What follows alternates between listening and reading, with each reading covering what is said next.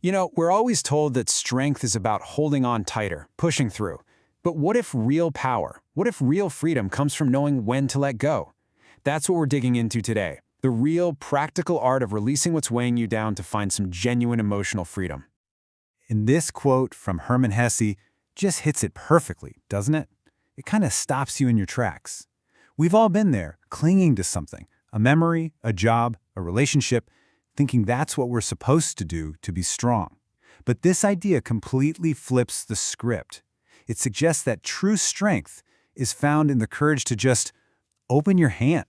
So before we can even start to practice letting go, we've got to get on the same page. What does this phrase actually mean? Because honestly, it's one of those terms that gets thrown around all the time, and it's so often misunderstood. Okay, this is super important to clear up. Letting go is not about pretending you don't feel anything or trying to just forget what happened. That's suppression, and it never works. And it's definitely not about giving up. No, it's the total opposite. It's about looking reality square in the face and accepting it. It's about letting yourself feel those emotions, and then, and this is the key, making the choice to unhook yourself from the pain that's not helping you anymore. Right, so think of it this way. It's an active process. It's not passive. You're consciously accepting that things have changed, and you're making a deliberate choice to detach from the anger or sadness that's keeping you stuck. The goal isn't to become numb. The goal is to become free. So if letting go is so good for us, why is it so ridiculously hard to do sometimes? Well, there are some very real, very human reasons we get stuck in the mud. Let's take a look. These are pretty much the big four. First, there's the simple fear of the unknown. Better the devil you know, right? Then you've got that pesky sunk cost fallacy, where you think, but I put so much time, so much energy into this, I can't walk away now. Sometimes it's low self-esteem, whispering that you don't deserve better. And a really big one, sometimes our very identity gets wrapped up in that thing, so letting go feels like you're losing a piece of yourself. So just take a second here. Look at that list again. Does anything there kind of ping for you? Because just identifying why you're holding on so tight is a massive first step to loosening your grip. All right, now for the how-to.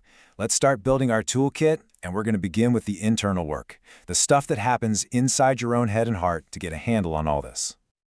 You can't heal what you won't face. So first things first, you have to actually name the emotion. Is it disappointment, betrayal, grief?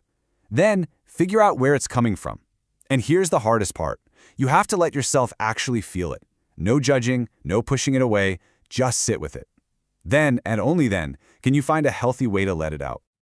Now this is a game-changing question to ask yourself. So often, we're clinging to something because we think it's giving us something we need when it's really not. So let's break this down. What are your core needs? Is it security? A sense of belonging? Respect? Get really clear on that first. Now, look at that situation or person you're holding on to and ask, honestly, is this truly meeting that need? A lot of the time, we realize it's just a story we've been telling ourselves. Once you see that mismatch, it becomes a whole lot easier to let that attachment go.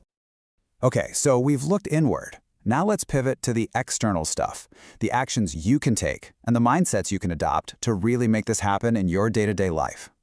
I love this comparison because it's so clear. Look at the left side. That's the trap. It's replaying the past, beating yourself up, just staying stuck. Now look to the right. That is the path forward. Instead of what went wrong, you ask, what did I learn? You stop blaming and you start planning. You turn that mistake from a stumbling block into a stepping stone. It's a total mindset shift. So remember we talked about expressing emotions constructively? Well, here's what that looks like in practice. These aren't just distractions, think of them as release valves. Go for a run, paint something, write it all down, call a friend. You've got to give that pent-up energy a place to go so it doesn't just fester inside you. Forgiveness. This is usually the final boss, isn't it? The biggest hurdle. It can feel completely impossible. But maybe, we've been thinking about forgiveness all wrong. See, this process reframes the whole thing. Forgiveness is not about letting the other person off the hook, it's about letting yourself off the hook. You start by admitting, yes, that hurt. But then you have to recognize that holding on to resentment is like you drinking poison and hoping the other person suffers. It only hurts you. So you choose to forgive as a gift to yourself, for your own peace. Fun fact, our brains are literally wired to scan for danger and problems. It's an old survival mechanism called the negativity bias. Super useful for avoiding saber-toothed tigers, but not so great when it keeps us stuck in a loop of negative thinking. But the good news is, we can actively counteract it. And honestly, it can be this simple. By intentionally, deliberately focusing on what you're thankful for, even tiny things, you begin to physically rewire the neural pathways in your brain. You're training your focus away from what's wrong and onto what's right. It's an incredibly powerful tool for shifting your whole perspective. So after all of this, the tools, the mindset shifts, the practices, what are we really aiming for? It all boils down to this one beautiful idea: emotional freedom. The ability to move through your life without being chained to the past. And please remember this. Letting go is not a finish line you cross. It's not a switch you just flip and you're done. It's a practice. It's like a muscle. You have to work it day after day. Some days will be easier than others, and that's okay. It's a journey of patience and, most of all, compassion for yourself. So I want to leave you with a direct invitation. You don't have to let go of everything at once. That's overwhelming. Just start with one thing. What is one small regret, one little grudge, one fear that you can make the conscious choice to start releasing, starting right now, today? The journey starts with that single step.